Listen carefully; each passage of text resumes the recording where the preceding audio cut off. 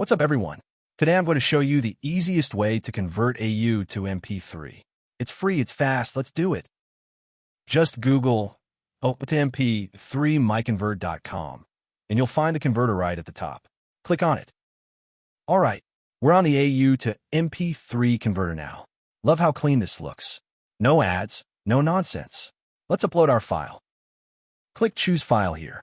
Browse to where your AU file is, click on it, and hit Open. That's all you need to do. There it is. File's loaded and looking good. Now, just smash that Convert Now button and let the magic happen. Look at it go. The converter is doing its thing. This is seriously fast. Just watch that progress bar fly. And we're done.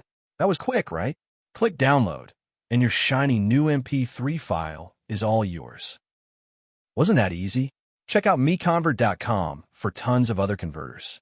Smash that subscribe button. Peace out.